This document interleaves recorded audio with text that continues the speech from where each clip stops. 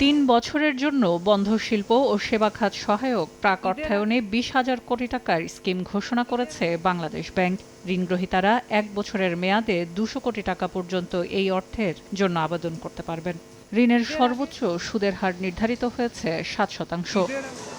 বন্ধ কারখানা বা সেবা প্রতিষ্ঠান চালুর এই বিশেষ স্কিমে গুরুত্ব পাবে রপ্তানিমুখী শিল্প।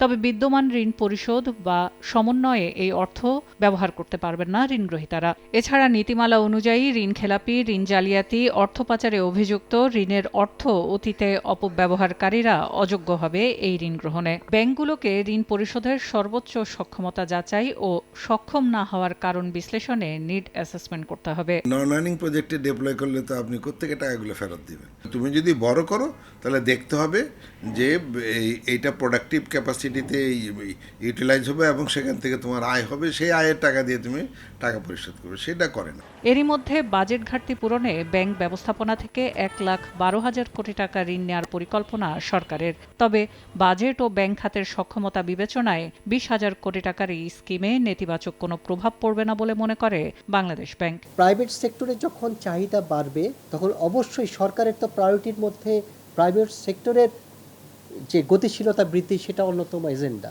অতএব একটা যাতে আরেকটাকে সাপ্রেস না করে সে বিষয়টা সরকার অবশ্যই মাথায় রাখবে।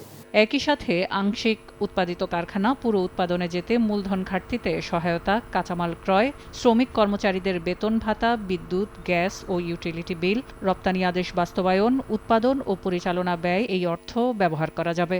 ঋণের যথাযথ ব্যবহার নিশ্চিত এবং বাংলাদেশ ব্যাংকের কাছে ত্রৈমাসিক ভিত্তিতে প্রতিবেদন দাখিল করতে হবে ব্যাংকগুলোকে।